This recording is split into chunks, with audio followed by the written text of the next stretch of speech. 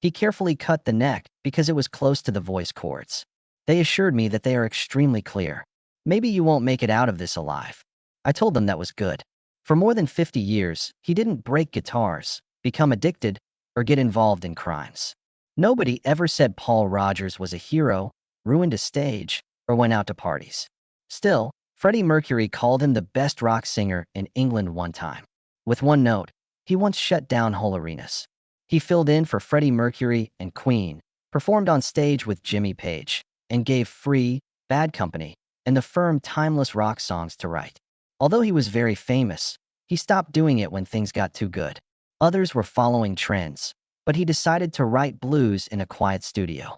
His friends turned to drugs and alcohol, but Paul Rodgers kept going, quietly but passionately. Now, at age 73, he's back with a new record after 2 major strokes and more than 11 smaller ones that almost took away his voice. Sing as if life still has stories to tell, not to prove anything or hold on to fame, but just because that's what he has always done. This isn't a story about a rock star. It's about a man who won't go away and a voice that won't die, like a spark that won't go out season after season. Beginnings. Paul Bernard Rodgers was born on December 17, 1949, in Middlesbrough, an industrial town in the northeast of England that was very smoky. In the morning, the sound of ship horns and the smell of coal were common. His father was a painter in the building business, and his mother, who is rarely talked about in the news, ran the household and took care of the kids. From a working-class background, the Rodgers family. There was no artistic history or ties to show business, and it wasn't the kind of place where people hoped to make music their job. Paul was the middle brother of 3. Their little house was in a simple neighborhood where kids played mud football and huddled around an old radio in the evenings.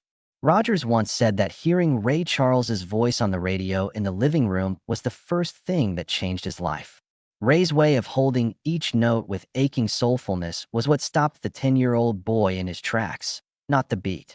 From then on, Paul listened to soul and blues songs in secret every night, learning to speak like Otis Redding, Sam Cooke, and Muddy Waters.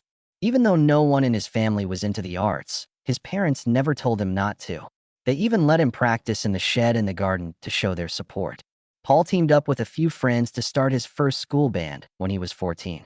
They were called the Roadrunners. He sang lead and played bass. They played at school parties and small pubs in the area, getting paid only a few pennies, but feeling great.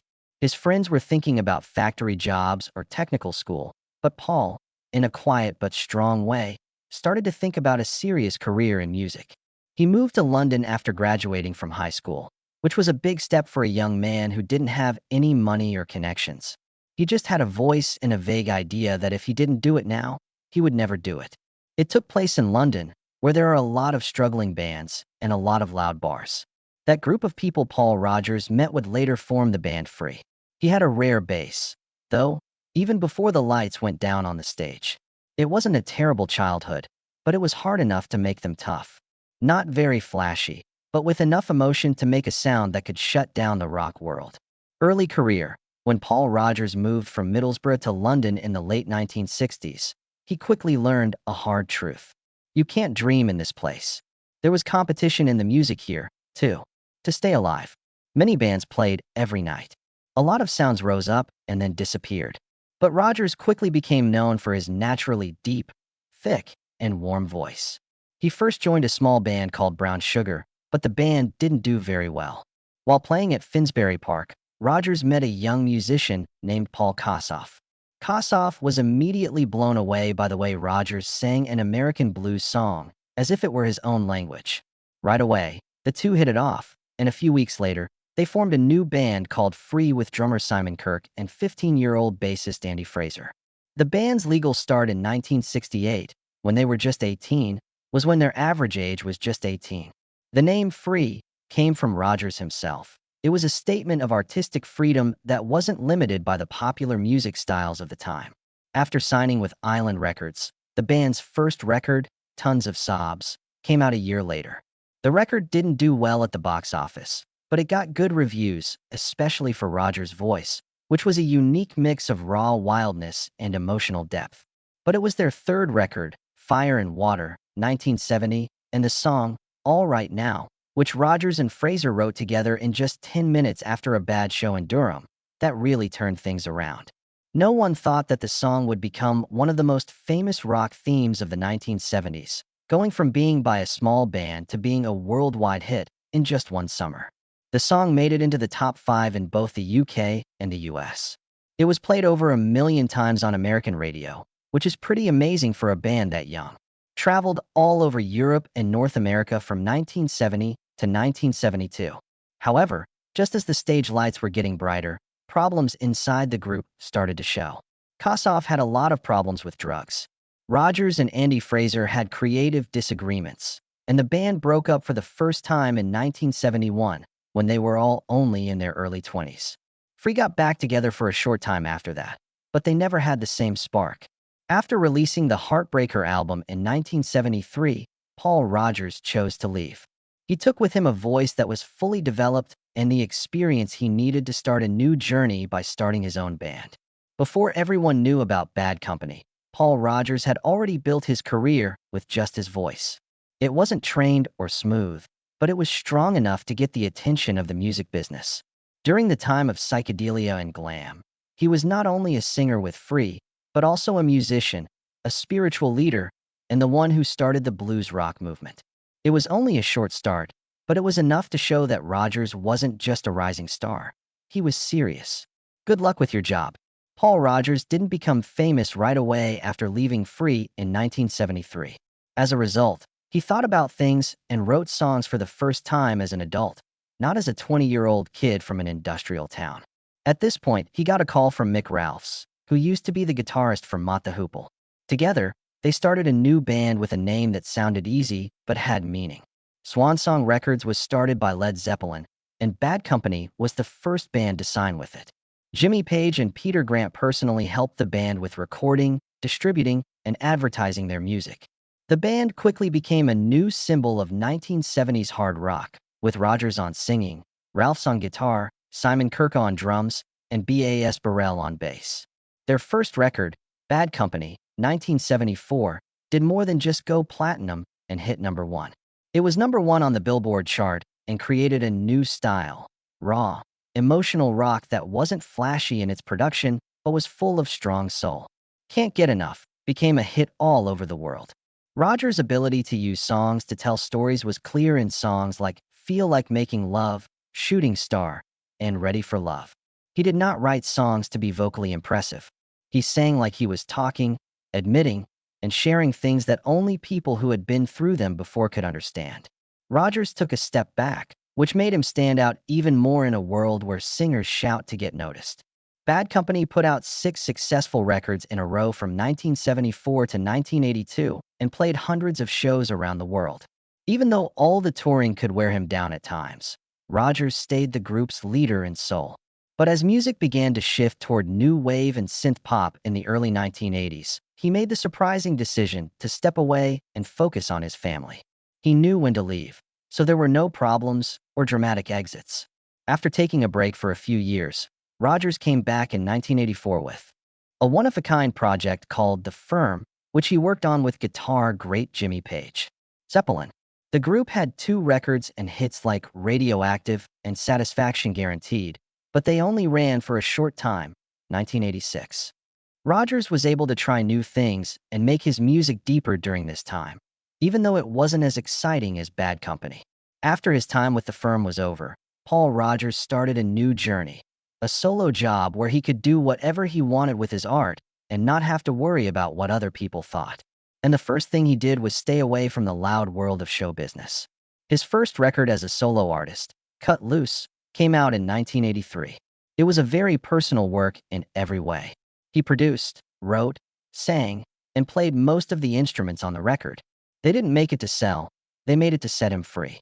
One of the best songs, Live in Peace, would be re-recorded with the company later on, but the original version kept a more honest, stripped-down sound.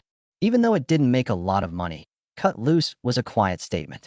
Rodriguez wasn't just a voice actor. He was a real artist. He played in a number of live projects over the next few years, but it wasn't until 1993 that he released Muddy Water Blues, an album dedicated to Muddy Waters, which became one of his most famous solo works.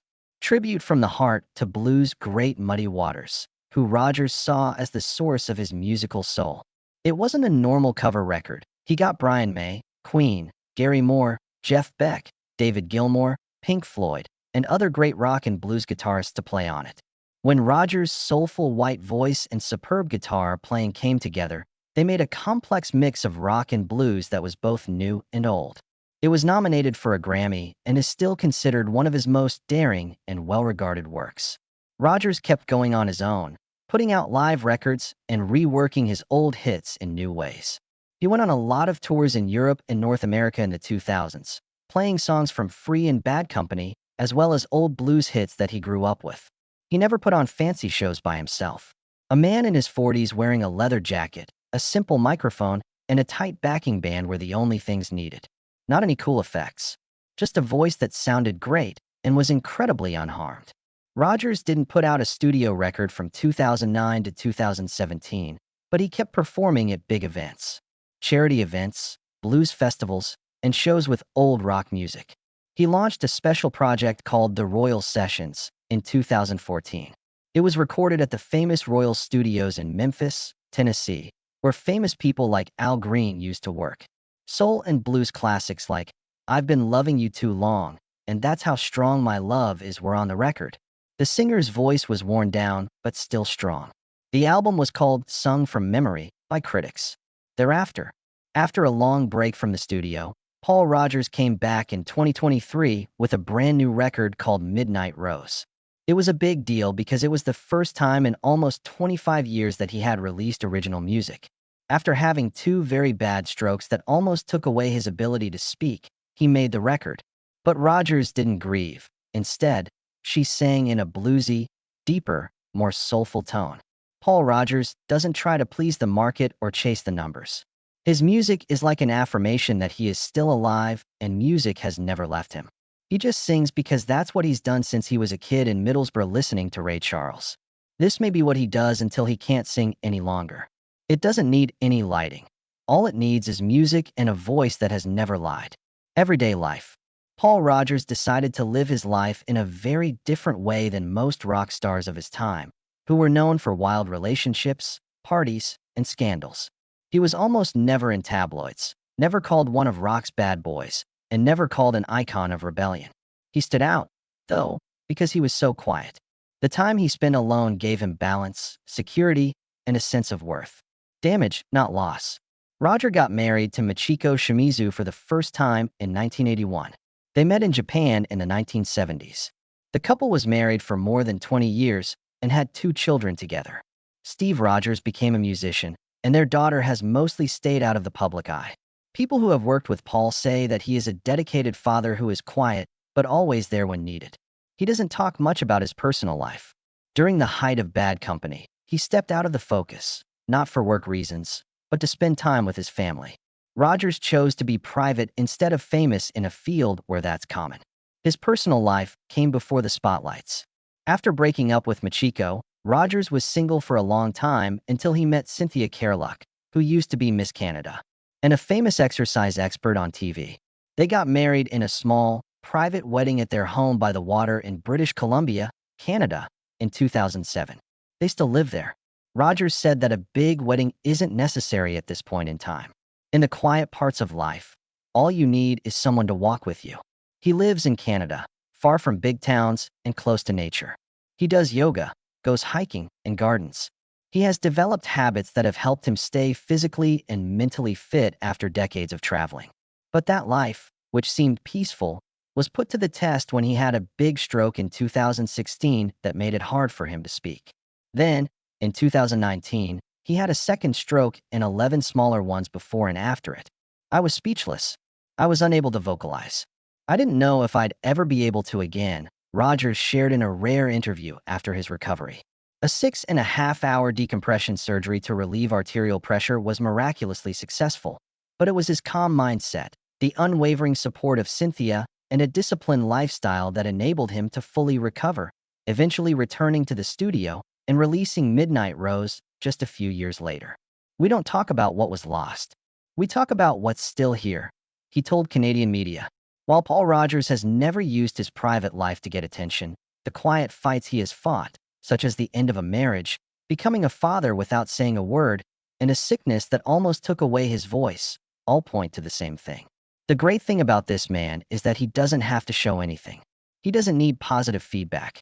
Doesn't have to be a symbol because his quiet, devoted, and deep life is already a beautiful song, legacy, and impact that doesn't need words. Paul Rodgers was never the kind of name that made the front page of a newspaper. Unlike Mick Jagger, he didn't have an iconic look, lead a famed band like Freddie Mercury, or have any scandals that made people talk behind the scenes. But when it comes to sound, legends always talk about him. Rolling Stone magazine named Paul Rodgers the 55th best singer of all time, ranking higher than many famous singers. This surprised people who aren't in the music business. Those who sing, play music, or make music didn't find that number surprising, though. Freddie Mercury said that Rodgers was the best rock singer in England at one point.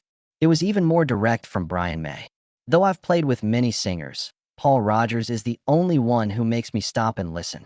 Many of his peers depended on volume, pitch, or growling, but Rodgers was a master of inner strength and restraint. He could belt out the blues like he was born and raised in the South, rock out with a grounded passion, or sing a ballad with tenderness and depth. His voice didn't break up over time. As time went on, it aged like a good wine, not like something that's been ruined by alcohol.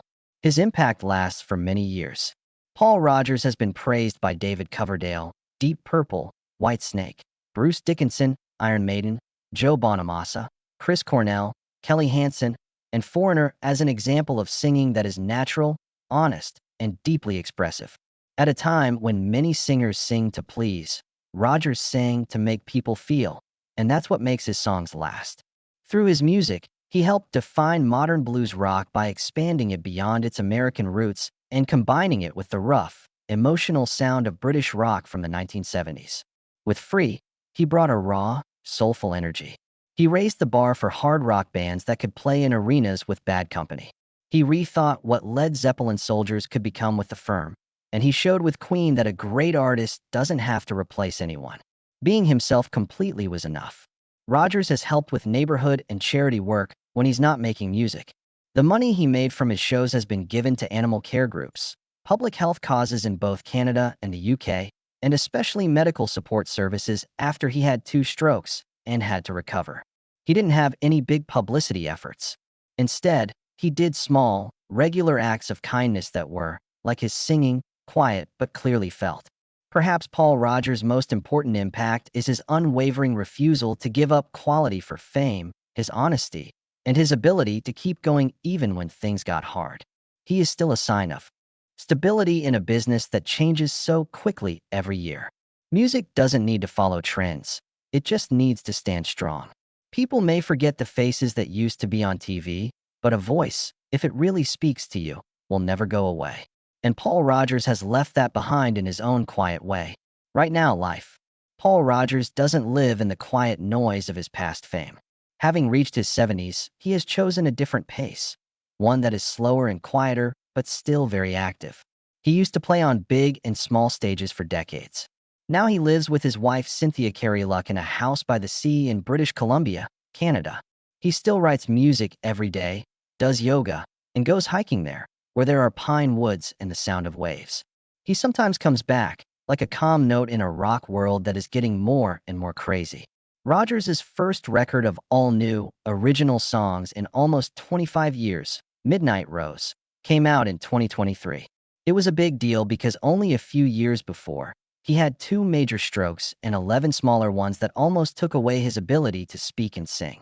Brain surgery that lasted 6.5 hours did more than just save his life. It let that sound come back up stronger and with more depth than before. He kept advertising Midnight Rose in his own way in 2024. No big tours or media blitz, just a few important events. He released a music video in September 2024 for Photo Shooter, one of the best songs on the record. The video was simple and elegant, and his voice was still full of emotion. Fans wanted Rodgers to go on a world tour, but instead he kept in touch with them through interviews and behind-the-scenes movies in which he talked about his recovery and how music is still an important part of his life. By 2025, Rodgers is still working in quiet but important ways. As a tribute to Bad Company, he is working on a special project called Can't Get Enough. It is an album of hits by the band he co-founded, with acts from rock, country, and Americana. The project is set to come out in the fall of 2025. It's not a tribute to the man who paved the way, but a way for the next generation to recognize him. On social media, he still talks to his fans through short posts, pictures from behind the scenes, and personal thoughts. However, Rodgers is no longer interested in media tactics. No live streams or podcasts for him. He decides to be there, just enough, but always real. Not a single big show has been planned in the last 2 years. And Rodgers himself said this to put an end to the reports. No longer have to go far to sing. He wrote on his official Twitter for Paul Rodgers, "I just need a quiet place and someone who will really listen." His life right now is not over. This peaceful part of the story is still being told. There's nothing else he can do to show what he sang. He sang what had to be kept alive. He still has his own style and lives in a grounded way, and a love of music that never ends. To find something real, Paul Rodgers left Middlesbrough the first time. In a world that sounds more and more fake every day, he may not have the biggest voice, but when he sings, the whole room stops talking. It's always been bright around him, even though he never tried to make it his own. From Jimmy Page to Queen, from Free to Bad Company, and from the operating room to the recording studio, Paul has always been steady, quiet, and true to himself. What does Paul Rodgers do that pleases you the most? His loud voice, his calm appearance, or the fact that he hasn't changed in more than 50 years? Share your thoughts in the space below. If this video spoke to you, please like, subscribe, and turn on the bell so you don't miss any more moving musical trips. Because there are still a lot of artists out there for you to find after Paul Rodgers. People who live their whole lives to the beat of their own truth, not just people who write music.